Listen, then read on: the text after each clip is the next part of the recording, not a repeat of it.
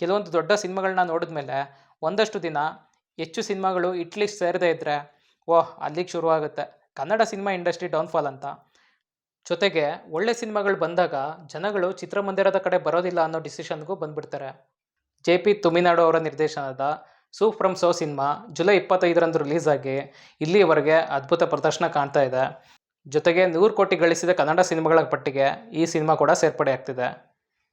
ಯಾವ star, well known director ಜೊತೆಗೆ ದೊಡ್ಡ ಆ್ಯಕ್ಟರ್ಗಳ ತಾರಾಗಣ ಇಲ್ಲದೇ ಈ ಸಿನಿಮಾ ಇಷ್ಟು ದೊಡ್ಡ ಯಶಸ್ಸಾಗಿರೋದು ತುಂಬಾ ಖುಷಿ ಕೊಡೋ ವಿಷಯ. ಇನ್ನು ಕತೆ ವಿಷಯಕ್ಕೆ ಬಂದರೆ ಇದೊಂದು ಸಿಂಪಲ್ ಆಗಿರೋ ಕತೆ. ಈ ಥರ ಸಿಂಪಲ್ ಆಗಿರೋ ಕತೆನ ಸಿನಿಮಾ ತಂಡ ಅದ್ಭುತವಾಗಿ ಪ್ರೆಸೆಂಟ್ ಮಾಡಿದೆ. ಸಿನಿಮಾನ ಸಾಕಷ್ಟು ಜನ ನೋಡೋಕೆ ಬರೋದೇ ಎಂಟರ್ಟೈನ್ಮೆಂಟ್ಗೋಸ್ಕರ. ಅವರು ಟಿಕೆಟ್ ತೊಗೊಂಡು 2.5 ಗಂಟೆ ತಮ್ಮ ಟೈಮ್ನ ಸ್ಪೆಂಡ್ ಮಾಡಿ ಒಂದು ಸಿನಿಮಾ ನೋಡ್ತಾರೆ ಅಂದರೆ ಆ ಸಿನಿಮಾ ಚೆನ್ನಾಗಿರಬೇಕು, ಜೊತೆಗೆ ಆ ಸಿನಿಮಾನ ನಾವು ಫ್ಯಾಮಿಲಿ ಸಮೇತ ನೋಡ್ಬೋದು ಅನ್ನೋದನ್ನು ಯೋಚನೆ ಮಾಡ್ತಾರೆ. ಕೇವಲ 4-5 ಕೋಟಿ ಬಜೆಟ್ನಲ್ಲಿ ಒಂದು ಸಾಮಾನ್ಯ ಸಿನಿಮಾ ರೆಡಿಯಾಗಿ 100 ಕೋಟಿ ಕಲೆಕ್ಷನ್ ಮಾಡುತ್ತೆ ಅಂದರೆ ಇಲ್ಲಿ ಅರ್ಥ ಆಗಬೇಕಾಗಿರೋ ಒಂದಷ್ಟು ವಿಷಯ ಇದೆ. ಒಂದು ಸಿನಿಮಾ ಮತ್ತು ಅದರ ಕಥಾವಸ್ತು ಚೆನ್ನಾಗಿದ್ದರೆ, ಜೊತೆಗೆ ನಿರ್ದೇಶಕರ ತಂಡ ಅದನ್ನು ಒಳ್ಳೆ ಚಿತ್ರಕಥೆ ಮತ್ತು ಸಂಭಾಷಣೆ ಮೂಲಕ ತೆರೆ ಮೇಲೆ ತರೋ ಕೆಲಸ ಮಾಡಿದ್ರೆ ಆ ಸಿನಿಮಾ ಖಂಡಿತವಾಗಿ ಯಶಸ್ವಿಯಾಗುತ್ತೆ ಅನ್ನೋದಕ್ಕೆ ಈ ಸಿನಿಮಾ ಕೂಡ ಸಾಕ್ಷಿಯಾಗುತ್ತೆ. ನಾನು ಆಗಲೇ ಸಿನಿಮಾ ಬಗ್ಗೆ ಮಾತಾಡಿದ್ದೆ. ಒಂದು ರೆಗ್ಯುಲರ್ ಕಮರ್ಷಿಯಲ್ ಸಿನಿಮಾದಲ್ಲಿ ಇರಲೇಬೇಕು ಅನ್ನೋ ಥರ ಯಾವುದೇ ಫಿಕ್ಸ್ ಫಾರ್ಮುಲಾ ಇಲ್ಲಿಲ್ಲ. ಒಂದು ಸಿನಿಮಾ ಅಂದರೆ ಅಲ್ಲಿ ಸಾಂಗ್ ಇರಬೇಕು, ಫೈಟ್ ಇರಬೇಕು, ಅಲ್ಲೊಂದು ಲವ್ ಸ್ಟೋರಿ, ಅದಕ್ಕೊಂದು ಡೂಯೆಟ್ ಸಾಂಗು, ಈ ರೀತಿಯ ಯಾವುದೇ ಎಲಿಮೆಂಟ್ಸ್ಗಳು ಈ ಸಿನಿಮಾದಲ್ಲಿಲ್ಲ. ಈ ಸಿನಿಮಾದಲ್ಲೂ ಫೈಟ್ ಇದೆ, ಆದರೆ ಇದು ಯಾವುದೇ ರೆಗ್ಯುಲರ್ ಸಿನಿಮಾದ ಆ್ಯಕ್ಷನ್ ಸೀಕ್ವೆನ್ಸ್ ಥರ ಇಲ್ಲ. ಈ ಸಿನಿಮಾದಲ್ಲಿ ಕೂಡ ಹಾಡುಗಳಿವೆ, ಅದು ಯಾವುದೋ ಎಕ್ಸ್ಟ್ರಾ ಪ್ಲೇಯರ್ ಆಗಲಿಲ್ಲ, ಜೊತೆಗೆ ಸಿನಿಮಾಗೆ ಇಂಪ್ಯಾಕ್ಟ್ ಪ್ಲೇಯರ್ ಆಗಿದೆ.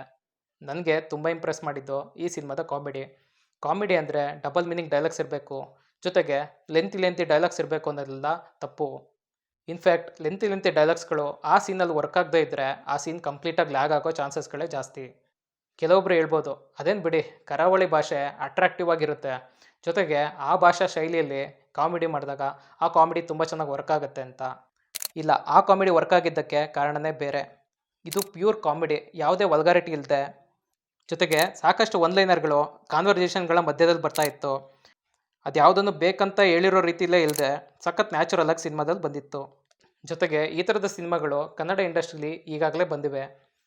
ಎಕ್ಸಾಂಪಲ್ ಕಾಂತಾರ, ಕಿರಿಕ್ ಪಾರ್ಟಿ, ಗಾಳಿಪಟ, ರೋಮಿಯೋ, ಹೀಗೆ ಸಾಕಷ್ಟು ಸಿನಿಮಾಗಳಿವೆ.